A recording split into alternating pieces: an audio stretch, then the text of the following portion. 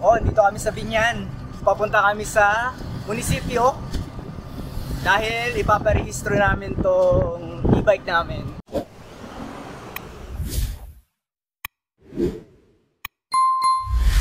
Matagal na to na ordinansa dito sa Binyan. Ang alam ko ang deadline ay katapusan ng March para iparehistro lahat ng e-bike. Lalo na itong mga malalaki katulad nito kasi ginagamit ito sa school. Tingnan natin kasi pangalawang balik na namin doon. Yung una, dapat magpaparehistro na kami. Kaso, ang problema, yung brand ng e-bike namin, hindi pa daw sila nakakapagpasa ng requirement. Lakas doon Ayun, so hindi pa daw sila nakakapagpasa ng requirement kaya hindi pa kami pwede magparehistro. Pero ngayon, may mga nakita na ako ng mga kapwa ko na pare-pareho ng brand. Meron na silang mga plakas. Ibig sabihin, pwede na siyang i-register. Sure na to. So ito, dala ko lahat ng lahat ng papeles ng e-bike, yung application, Xerox ng lisensya, saka mga extrang ID para hindi na tayo babalik. Ito, malapit na tayo sa South City. Ito mga bagong establishment dito sa bukana ng South City. Madami ngayon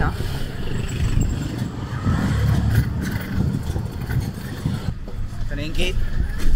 Nakapasok na tayo sa gate. Ito na, malapit na tayo. Binyan Police Station. Yan. Tapos ito na yung munisipyo sa harap. So liliko tayo sa kanan. Sayang rehistro. Stadium. Oo. Na, munisipyo na tayo. Nung huli namin punta dito, nung akala namin na pwede na yung brand namin na magparehistro, walang katao-tao. Talagang kami agad. Kaso wala nga, di kami nakarehistro. Uwi kami agad. Pero ewan ko lang ngayon kung mas madami na ngayon tao. Dito. Makikita tayo sa tulay. At andito din pala yung PUP. Ayun, PUP. Shout out. Dito. Dito tayo magpaparehistro. Ay, walang tao din. Konti lang. So, mukhang mabilis lang ang proseso. Paparada muna tayo. Dito ka pa nagparada. Gitna-gitna ko. Bukuha ko.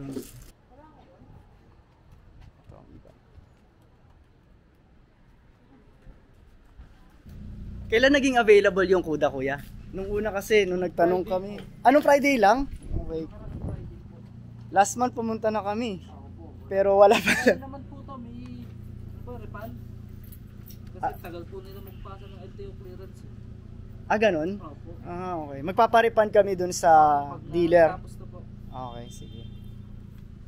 Okay ma'am, 7 step na po.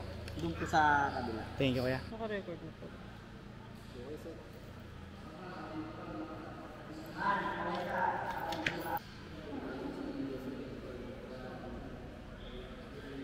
Kakahapon ng marami. Swerte.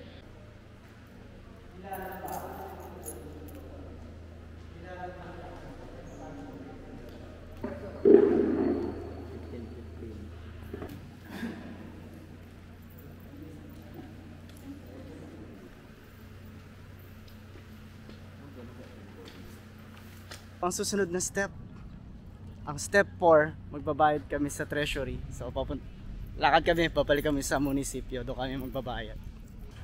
Mainit kami pumunta. So sabi nung mga tao doon, kaya walang tao kasi mainit. Mamaya daw ulit dadami yun, mga alas 3. So timing lang. Sa alanganin kaming oras pumunta. Nga lang mainit, pero okay lang yun. At least mabilis matatapos. Ang dami kasing tao dito.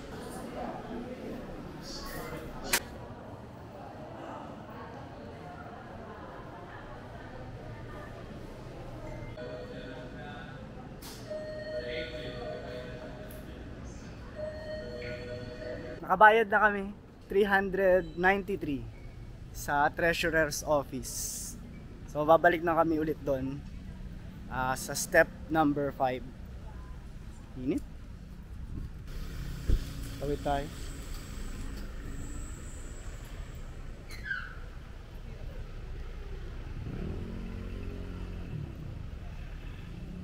Balik-balik, balik-balik.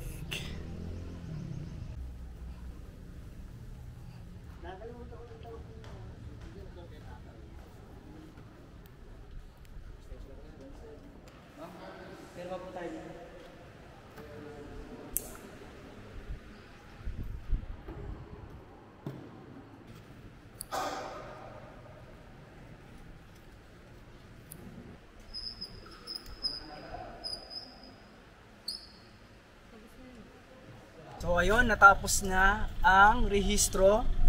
Ang bad news lang ay wala pa yung plaka. Sa plaka daw ay babalikan namin sa Monday. Dadalhin lang namin yung resibo na binigay sa amin. Habang nagbabiyahe tayo pa uwi, magsasagot tayo ng mga Q&A. Jelas, correct mo ako kapag kamali. Sa Binyan, tuloy-tuloy ang rehistro, pero kada buwan na nade-delay ka mula nung February, magkakaroon ng penalty. Okay?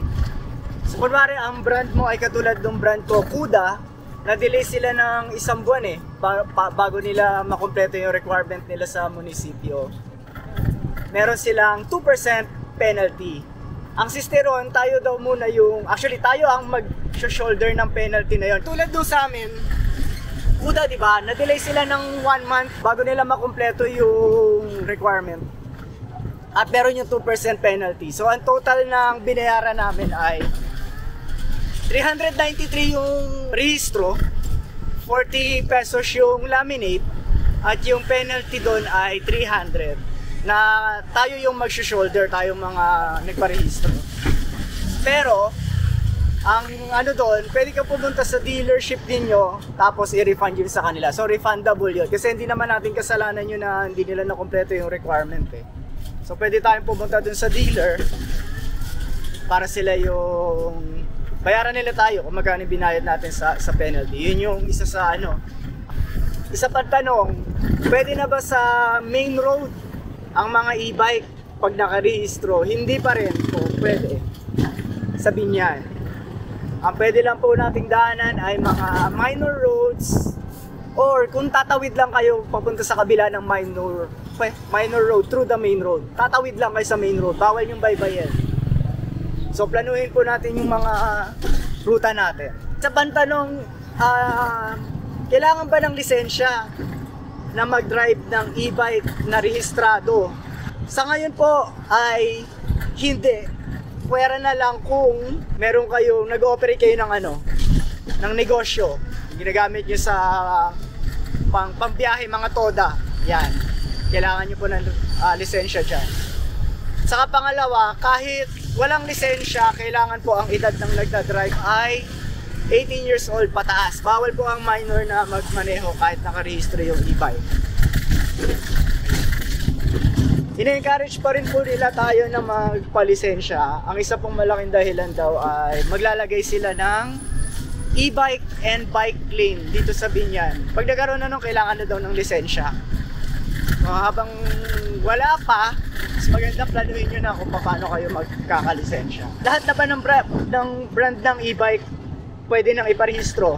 As of Monday daw, yes, lahat na ng e-bike supplier at saka seller ay nakapag-comply na sa Binyan. Lahat ba ng lugar dito sa Laguna kailangan nang iparehistro ang e-bike? Hindi pa po. Ngayon Binyan pa lang ang nauna. Pero Tupras, susunod na ang Carmona, San Pedro at Santa Rosa yata ang susunod Parang sila yung closest na magaya yung Binyan. So Binyan, Santa Rosa, at susunod na yung mga karating na bayan. Chine-check pa ba yung e-bike? Kung medyo may kalumana, yes, mayroon po silang checklist. Titignan nila, may wiper ba? Gumagana ba yung ilaw? May signal light? May basurahan? Ano pa ba? May preno? Basta lahat i-check nila parang sa kotse talaga. Ayun po. Paano kung emergency? or kailangan dumaan sa main road kasi estudyante ang sakay. Pag ganun po, binibigyan po muna ng exception. Pwede po yun. Kailangan pumunta sa ospital para sa kapakanan ng mga estudyante. Basta ang urgent, papahintulutan po muna yan pansamantala. 4 wheels, pwede ba ang 4 wheels sa main road? Iba po ang treatment nila sa 4 wheels, mga kapitbahay. So mas mahigpit po ang pag-regulate nila sa 4 wheels. Sabi po nila, yun po literal talagang bawal. Hanggang lang po, subdivision lang po ang ine-encourage nila na gamitin yun. May mga exceptions lang po siguro kasi ang pagkakasagot nila sa tanong ko ay dun sa conforme sa lugar namin. So dito sa Langkiwa, pwede naman daw mag 4 wheels pero hanggang dito lang, dito sa area lang na to. Alam niyo na po 'yon, yung di kayo lalabas sa sa Binyan. Dito lang sa area na to, gilid-gilid. Yan, pwede. Pero hindi ko po yan masasagot sa ibang area. Parang iba po ang treatment nila sa mga 4 wheels. Ang 2 wheels na e-bike, pwede ba sa main road? Ganun din po yung rules katulad sa mga malalaking 3 wheels. May exception lang sa kanila na meron kasi mga e-bike na parang motor. I think inaahin tulad nila to dun sa mga alam nyo po yung mga Honda na e-bike, mga motor na scooter na electric. Yun po pinapayagan yun mag main road basta may lisensya. Pero yung po mga maliliit yung e-bike, lalo na yung may mga pedal, yung may mga maliliit na upuan sa likod na pang baby, yun po, hindi po yung pwede.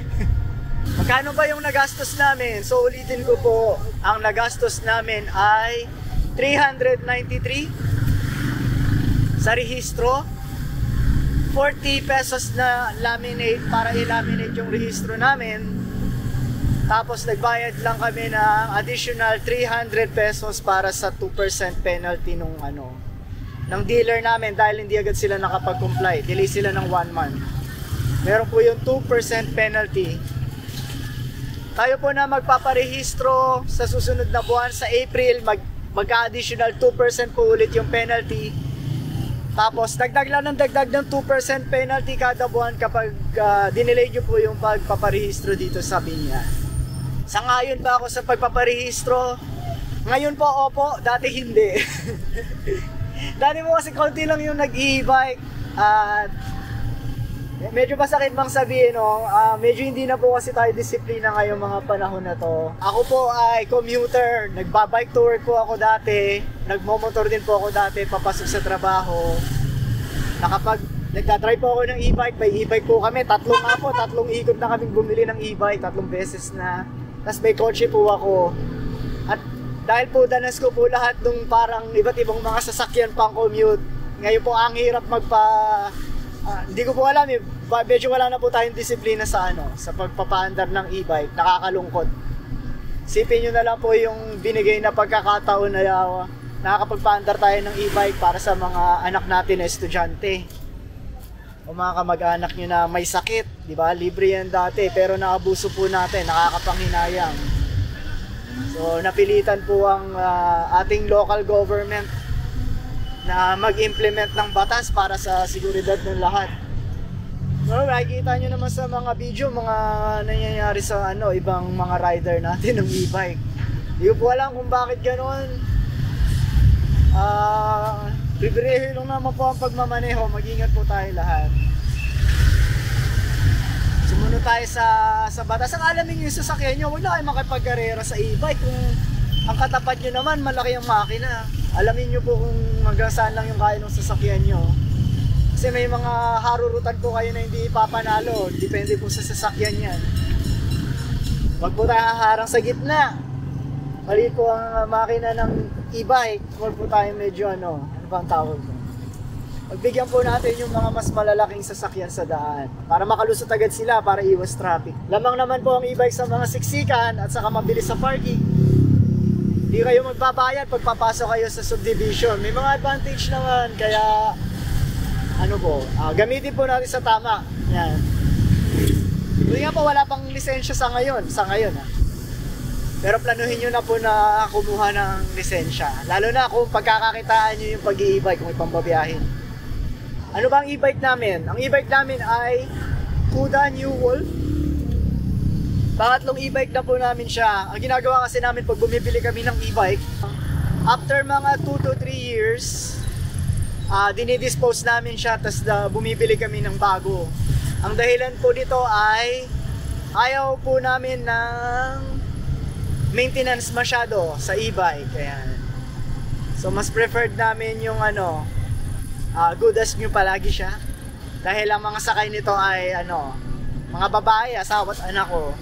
So hindi namin preferred na nasisiraan kami sa kalsada or sila kasi mahihirapan sila. Sa mga bumili ng e-bike namin dati, nakikita ko pa sila sa kalsada, shout out. Maganda pa rin yan dahil hindi po yan abused. Yan. Hindi naman po kami bibenta sa inyo kung may nangyari dyan or sirain. Ayaw lang talaga namin ng may maintenance. May konting palinis lang kayo dyan or pinturahan nyo lang yung konting kalakalaong dyan sa mga nabili namin, okay na yan. Ay, sa nabili nyo, sa amin okay na yan.